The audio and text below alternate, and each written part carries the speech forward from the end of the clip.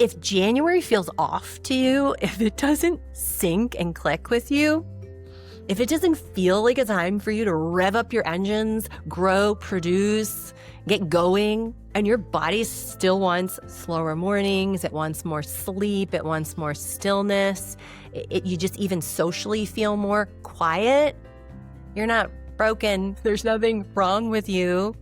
You're just actually very attuned to your divine alignment.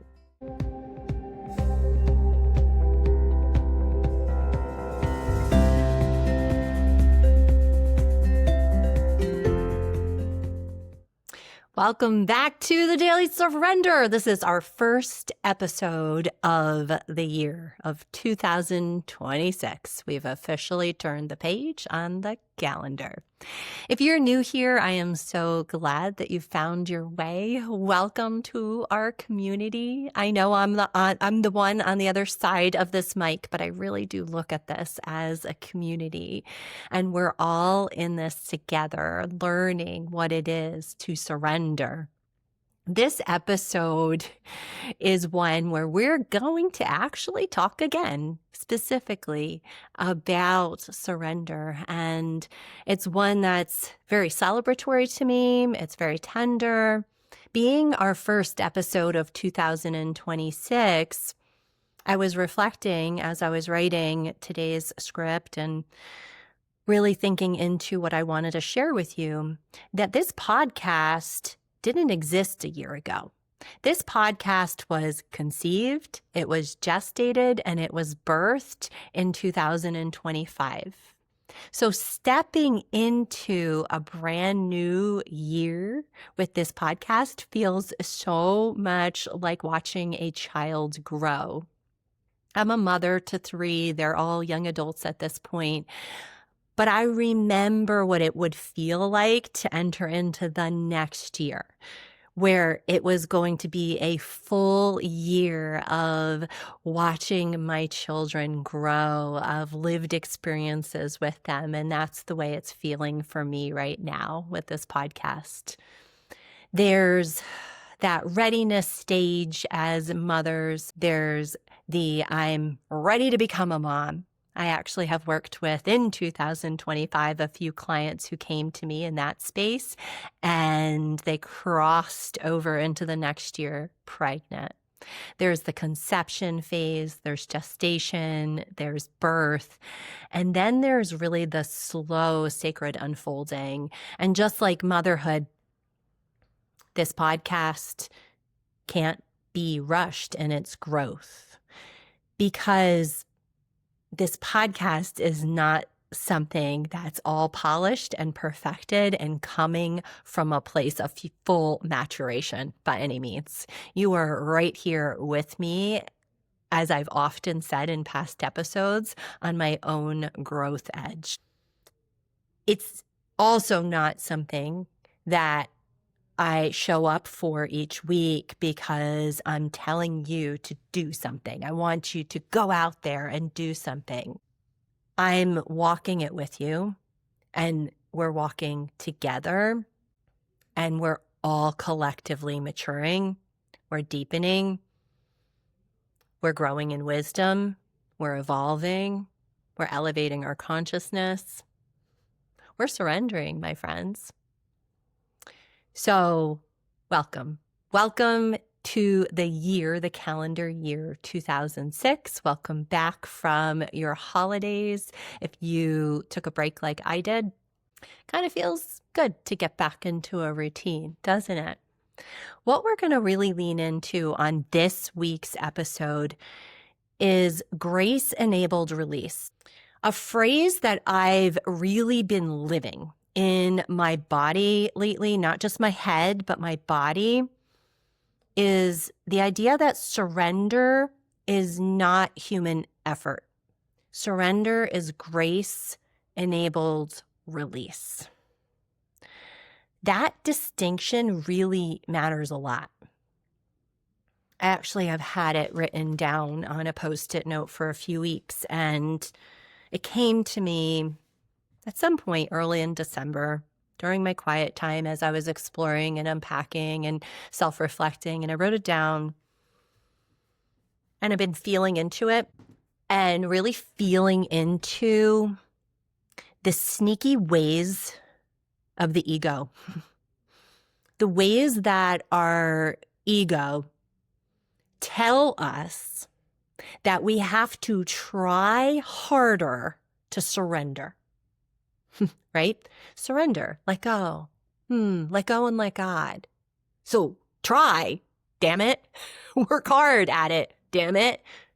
Tightly grip the steering wheel of surrender, so to speak. And what are we doing? We're still controlling. We're still coming from that place of our own human effort. The ego will tell us to try harder. It will convince us that it's our effort that really matters. It's our effort that's going to get us to let go. That if we just show up correctly and do it the right way, if we just say the right mantras and think the right things and release in the right way, then God can finally move in our life. Then we're going to have the peace that we desire, the embodied love, the joy, the freedom. It's going to just come. So what else can I do?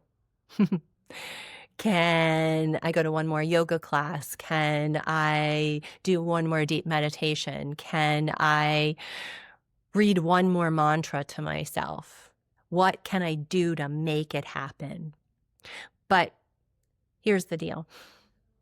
Surrender doesn't come through effort. It doesn't. Surrender comes when we receive grace. And grace is not something that we seek to go find and then get. It's not something that we earn. There's no transaction with grace. It is something that we come from. It has taken me a very long time to understand that. For the listeners on this podcast who've been hanging with me, perhaps from the beginning, I have mentioned my mentor, Molly, many times on different episodes. So some of you really feel like you know Molly, and I love that. Molly was a woman that I worked with for many, many years. I hired her in the darkest night of my soul, when my knees hit the ground and I cried out to God and I said, I need help in all areas of my life. I need help with my physical health. My body was breaking down. My mental health, I was in a really dark state. I need help with my business. I felt frozen. I was definitely feeling like I was shooting myself and not living into my authentic self, but doing it the way I thought I had to do it.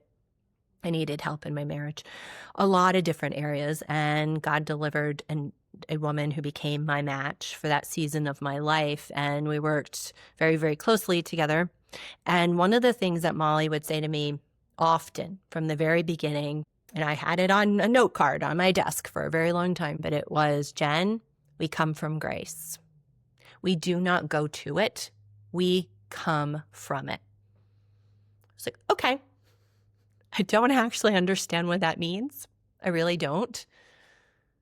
I, at that point in my life, couldn't see past needing to earn my value, earn my worth. I was very transactional in a lot of the things that I did. I was a chronic people pleaser. There were so many constructs, mental constructs in my head, thickening the veil, so to speak, between me and the divine mind of God, that I didn't understand the concept that grace was freely given to me and that I could come from it. I didn't have to give anything in return for it. It's not something, grace is not something that we, again, have to earn. It's unmerited favor. Really think about that. Unmerited favor. It's always present. It doesn't go away for us ever. Grace is the ground beneath our feet. It's really hard for us to comprehend that because us humans, like us actual humans, we are a bit transactional sometimes. We do expect something in return. We Sometimes in relationships, we have a give and take and we expect that, right? But that's not grace. Grace is for us. It's always there. And all we need to do is receive it. So going back to the idea of surrender being simply releasing our resistance to grace, that for me is something that this past month, I would say, really, the more that I was processing it and the more that I sat with it, really revealed itself to me. I want to speak to something before we continue this conversation because, again, it's January. It's the beginning of a brand new calendar year, the calendar year that we go by today. And a lot of people are in the energy of the new year. I'm using air quotes if you can't see me here. And it feels really important to address that because there's a collective energy around that. Some of us don't give a crap, never have, don't attach ourselves whatsoever to the ways of the world or some of these, collective things like New Year's, different man-made holidays. But a lot of us may have tried them on in the past. Some of us are still trying to force ourselves into that mold. And it doesn't always fit right. And some of us love it. Like some of us absolutely love it. So I'm not making anybody wrong for that. But I want to talk about how January has always felt for me because I know I'm not alone in this.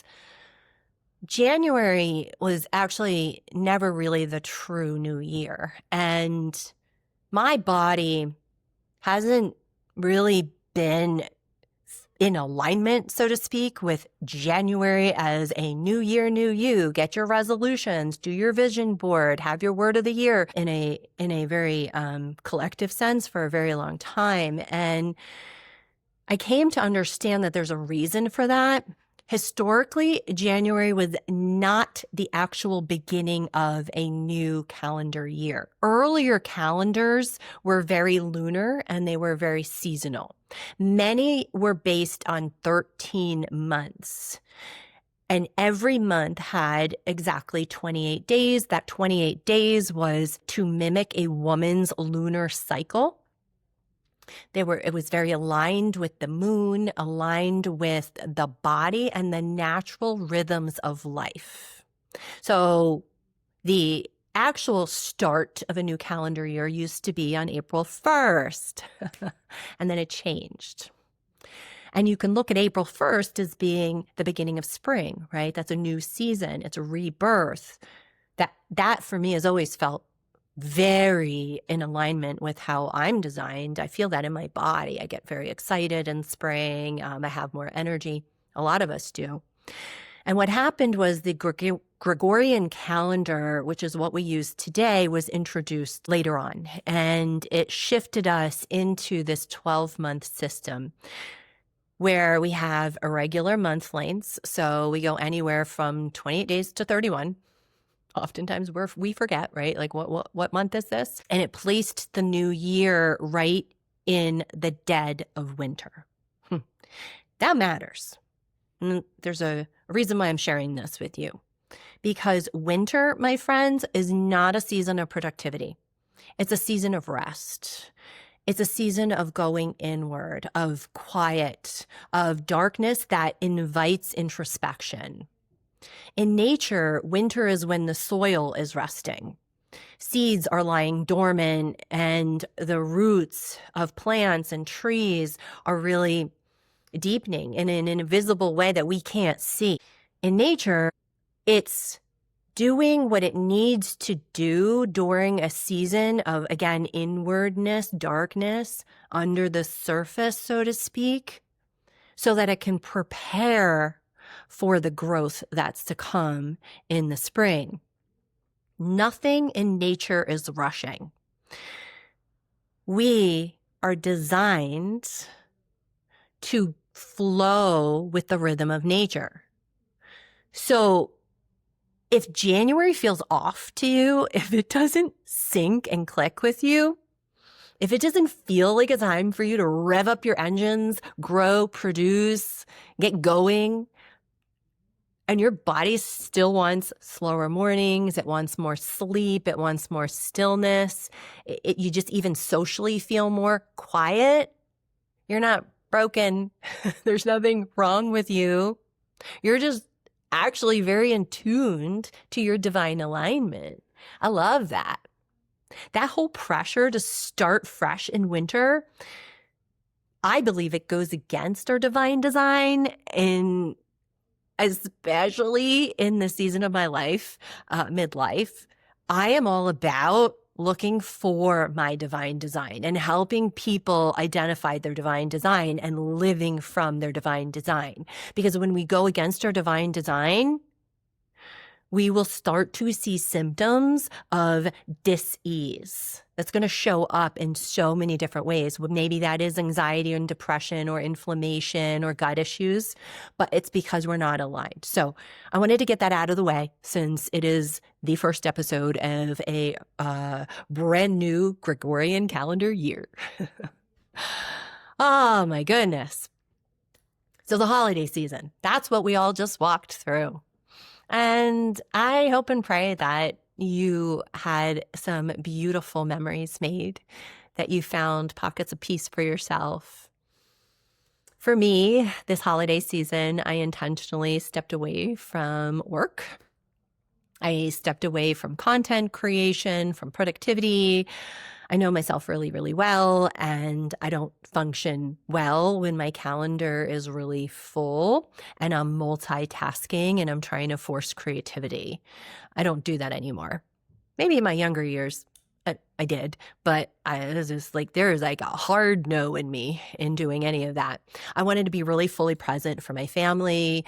2 of my young adult children were home from college. They're actually still here for the holidays. We had a lot of house guests and celebrations, and I didn't want to miss any of it. I'm so acutely aware of how quickly time goes. And so I took a break. And, calendar full, very full. You have up until Christmas Day. Some of us have, other holiday celebrations sprinkled in there. We had a nice break between Christmas Day and New Year's Eve. And what we try and do as a family is what we call staycation. Everyone's home. My husband's off. My eldest daughter was off from work. Again, the other 2 were home from college. My 18-year-old niece was staying with us. That's an annual tradition as she visits from Kansas City. And we staycate. We play games. We stay in pajamas if we want. We eat whenever we feel like it. We take naps, all the things. It's really awesome. I love staycating in my own home.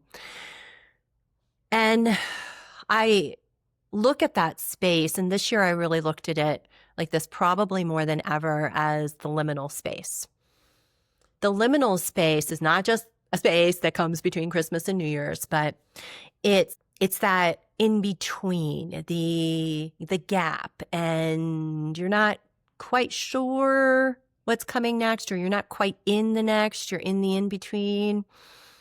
Obviously, we intentionally take it and we just sink into it and embrace it when it comes between Christmas and New Year's, but there's a lot of liminal spaces in our life. For me, this week, in my staycation liminal space, I had some very interesting things start to surface for me that I was noticing. I noticed some bubbling anxiety, especially as New Year's Eve started to get closer and closer. And oh my gosh, if I went on social media, forget it. I wasn't feeling a call to do a vision board. But shouldn't I? Everybody else is doing vision boards. And if I don't do a vision board, then am I actually going to have a productive year? Am I going to get to where I want to get? And I do have some dreams, and God is laying certain things on me. But if I don't put it on a vision board, then are they not going to happen? And what about a word? Maybe I should get a word. I've had words in the past, and I've had years where that word really, really anchored me, and I just couldn't think of a word. So I was like, okay, no word. I'm definitely not a resolution girl. I did some journaling around release. So I was like, okay, well, what am I letting go of? Okay. And all of a sudden I found myself in a state of pressure, and I sat with it. It's very important that we learn to be comfortable with the uncomfortable, to sit in the discomfort, of some of our feelings, like feel your feelings, like always feel your feelings and sit with them. And I'm sitting with them and I'm observing and I'm going, okay, this is old programming. It almost felt as if my nervous system was responding to the collective New Year's push, right? And the memory of it for me of when I would try very hard to make it work, like very hard to make that calendar fit for me, even though I much more resonate with the, old lunar calendars. And I'm taking a look at this and I'm feeling this collective hum of New Year, New You. Pick your word, get that plan in place. What are you going to start doing as of January 2nd, Jen? Figure it out now, Jen. You're going to get left behind, Jen. And again, it was like a hum and my body was just really recognizing it. And when it happens, I was like, oh, okay, all right. Look at that. I've got some shrapnel left. I don't need to make it wrong or make it go away. But I certainly don't have to feed it, right? I don't have to feed those old places of force. Again, I was somebody that was very much in function from a place of like, go, do, overproduce, be very present, do all the things. I prided myself on it. It gave me value. It gave me worth. That urgency that I used to live with all the time, it came disguised as responsibility. And I thought, oh, like this is very responsible to be urgent and on all the time, right? So instead of fixing it, instead of pushing through it, again, I was just sitting with it. And I really started to, again, observe and reflect on the liminal space, the in-between space, and how many times we're invited into that space where the old no longer fits because we've been releasing things. We've been letting go. We're aware of what doesn't serve and we don't want to take that with us. Like I was aware that I am not going to go back to trying to make something work for me when I just never did in the past. And I'm really, really self-aware today. And so I'm not going to try and put that old costume back on. So that liminal space, we have the awareness, right? And maybe we've released a lot of things, but we're not yet in the next. We're not yet in what's to come. And humans don't like the liminal space, but the liminal space cannot be avoided. We can't rush it because the liminal space is a space of integration. It's a space of rest. It's a space of clarity. We can't force it away. And we don't like it because the ego wants certainty. The ego loves a good plan. The ego likes timelines. The ego wants to know, when is this going to go away? And if only it would, literally go away when the clock strikes midnight, even though it happens at all different times across the world. And it's January 1st and poof, it all goes away. And here we are, right? We like our timelines, our egos, I should say, like the timelines. We love our answers and a good plan, but the soul grows. And I'm going to actually say the soul grows the most in the not yet.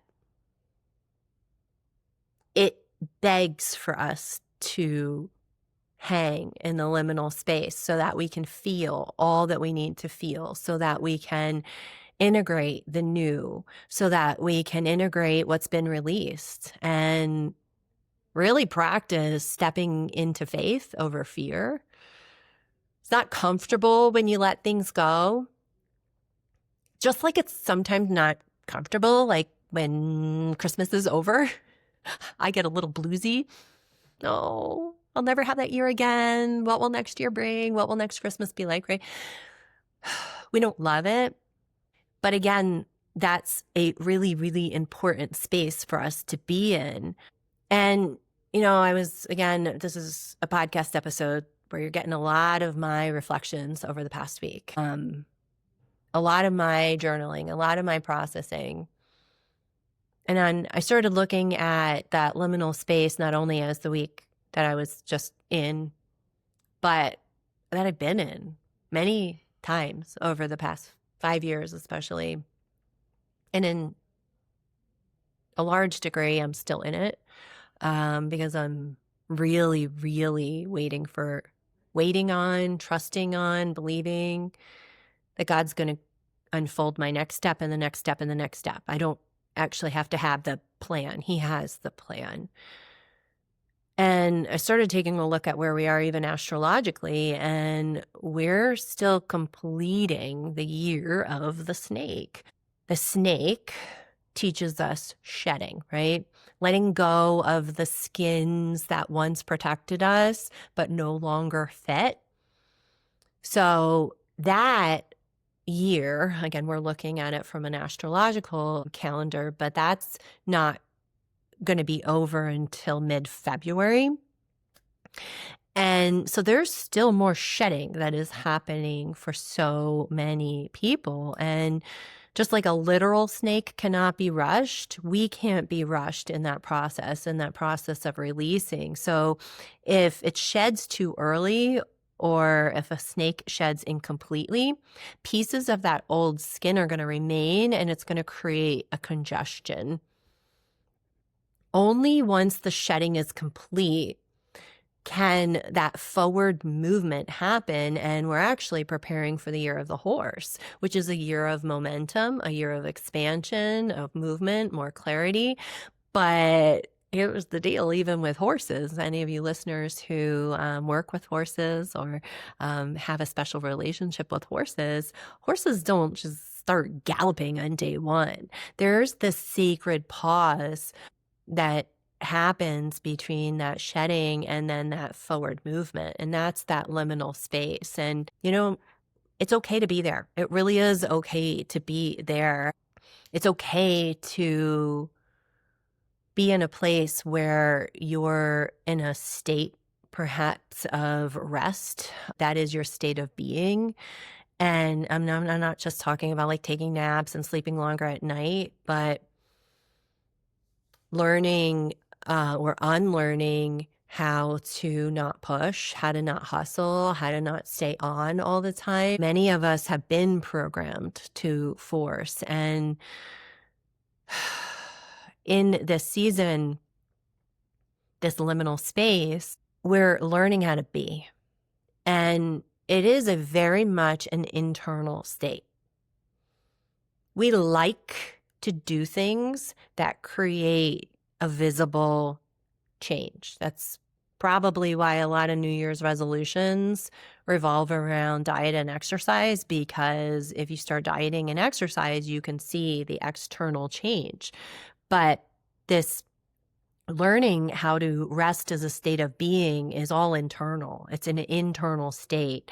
And the actual law of being is one where the external is always going to reflect the internal. So we can even try and fix the outside. But if the internal state is not a vibrational match for the external, it's not going to even last, or you're not going to see what you want to see on the outside, because it's the internal state that really matters. And it takes time. It takes time for the nervous system to feel safe enough to rest. It takes time for us to soften. It takes time for us to trust the stillness. And that time is never, ever, ever wasted. Liminal space is not unproductive. It's incubation, it's gestation, it's repatterning. It's a really important space to be in. So if you're in it, you're listening to this, you're in a beautiful, very important space. If you're not in it, buckle up, baby, because it's coming. It comes in cycles for all of us. I had something happen in the last week that I thought was really interesting. You know that I'm very fascinated by the metaphysical and the way that the body expresses the metaphysical roots to things. And on New Year's Eve, it was the first time that I had left my house for almost a week. It was, aside from walks, maybe a trip to the grocery store. And I did my hair and my makeup and I put on actual clothes. And I went to my parents' house, which was our annual tradition, and spent time with my siblings and my parents and kids. And it's really fun. And we had fun laughing and playing games and connecting. And as the night went on, my body started to speak. And I started sneezing and getting some sinus pressure. We went home. I woke up in the middle of the night, which was actually January 1st, with an excruciating splitting headache. Like the kind of headache where nothing cuts it and you need Advil. I'm not a purist over here. I will once in a while when I need Advil, take Advil. And it was a full stop. I was achy and fatigued. Like I cannot remember being that sick probably since COVID. And for 3 days, I had no choice but to lay and sleep and rest and plant my butt on the couch. Everything that I thought I could even be doing in those days or any plans I had were canceled. And I listened. Old me would have probably been really pissed off and, well, no, not probably. I would have been, and writing a story about how long this is going to last and how it's ruining my life and throwing the entire kitchen sink to try and make it go away faster. But I listened. I did listen. And I was also aware that I was being invited to something. And I did a lot of asking, why are you here? See, the body always knows, right?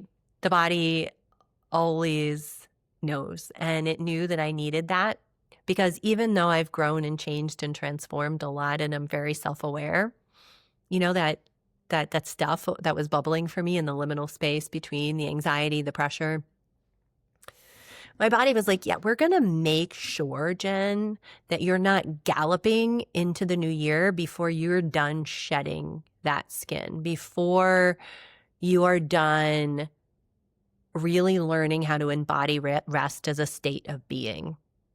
So we're going to literally stop you. And I did all the things. Not all the things. I don't want to say throw the kitchen sink. I was very gentle with myself. And I was actually looking back on like how many supplements I would throw at myself when I got sick in the past because I wanted it gone like ASAP. But, couple targeted things to support my body, neti pot, Epsom salt baths, steam tents, a lot of tea, a lot of sleep, and a lot of grace enabled release again. Again. And then this morning, believe it or not, it was just this morning, I woke up and I could breathe. Like, don't you love hearing me breathe on the podcast? I could breathe through my nose. I was like, whoa. And it felt like a miracle. It actually, as intense as it was a really quick turnaround for me. I used to get sick a lot, like a lot. For someone who lives as healthfully and holistic as I do, before I really did my deeper nervous system work, I was sick a lot. And people would say to me, I don't understand how you're so sick. It's actually quite concerning because you do what you do, Jen, and you know what you know. And like, why are you sick all the time? And well, when you live in a simmering state of hypervigilance, that creates chronic fight or flight, and you are ramping up inflammation and compromising the immune system. So again, I was proud of my body. I was proud of myself. I was really proud of myself. And it did feel miraculous because, go figure, give your body what it needs and it works through it and it passes. So I share all of this with you here today, again, on our first episode of 2026 on the Daily Surrender, because again, I know that either you're in a liminal space or you'll be in a liminal space. Inevitably, you'll be in one, especially if you're someone who has a growth mindset. I know you are because you're here and you listen to this podcast. And I want to offer you permission and support. permission to be here. And I'll share a couple things that maybe you can bring into the space, not because you're trying to rush the space, right? Not at all, right? Again, remember, we're sitting in the discomfort. We're feeling our feelings. We're just noticing them. We're not tethering ourselves to them. Untethered Soul, by the way, by Michael Singer, is a phenomenal book in helping with this. But breathing through discomfort, so helpful. I do it often. And actually in the last month, as I've been, again, exploring the whole idea of surrender as not being something that we effort as humans, but instead grace-enabled release, I will breathe into the grace, allow it to come in and through me as I let go. So you can try a simple 4-4-7 breathing, where you breathe in, inhaling for 4, hold for 4, and slowly breathe out for 7. That's actually one of the fastest ways that you can move anxiety out of the body. Something that I've been doing a lot in the past year. It started with my baths. I did my master bathroom last spring. It was part of my 50th birthday present. And I have taken a bath almost every day since.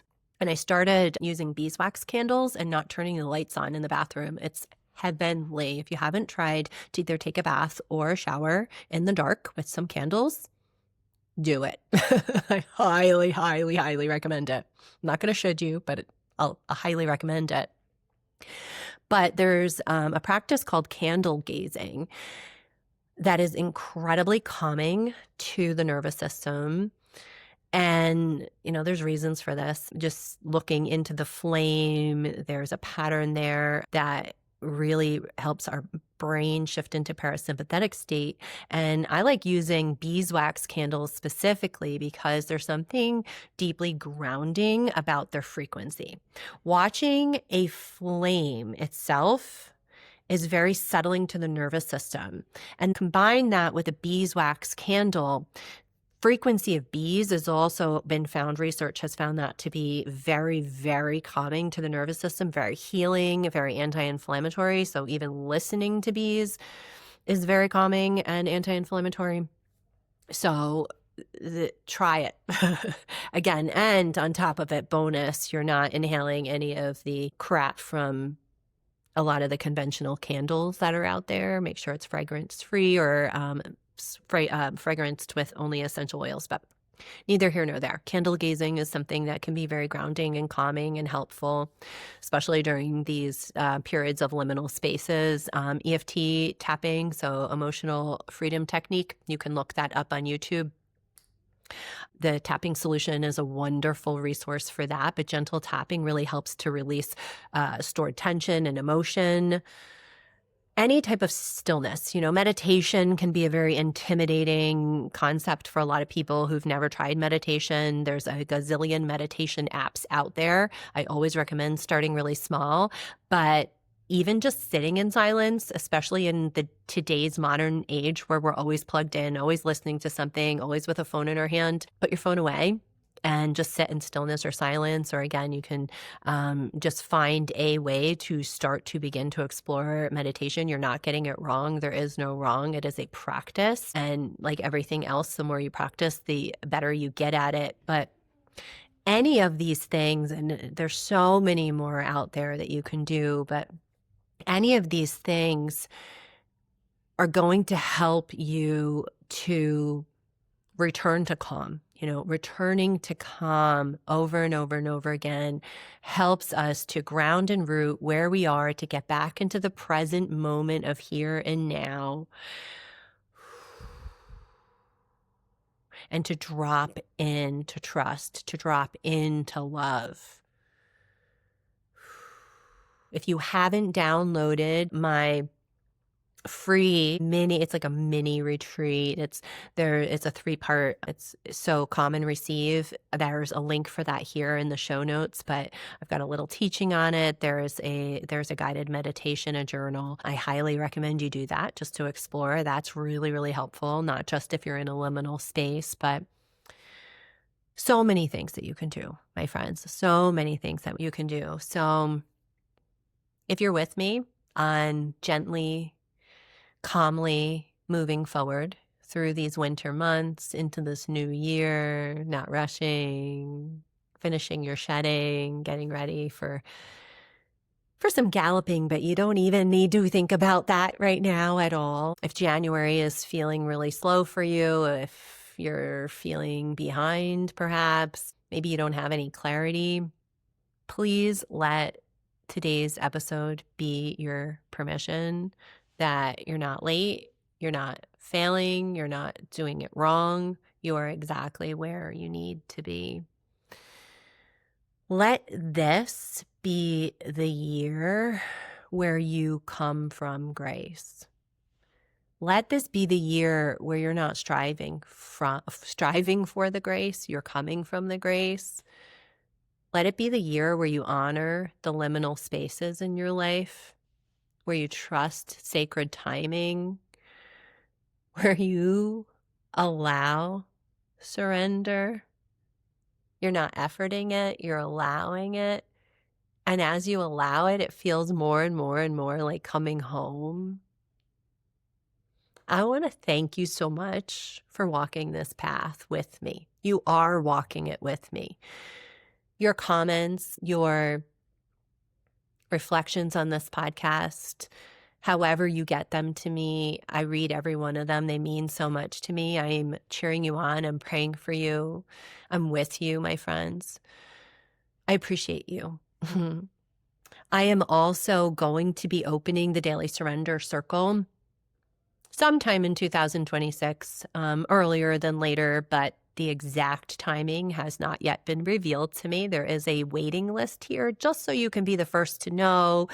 You will be my founding members of a circle of women that will be coming together to support one another a little more personally, a little bit of sisterhood conversations around the topics of this podcast. It is for podcast listeners. So if you're interested in that, there's a link in the show notes.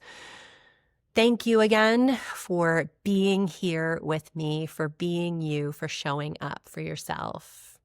Until next time, my friends, continue that grace-enabled release, that daily surrender that allows for you to live the abundant life.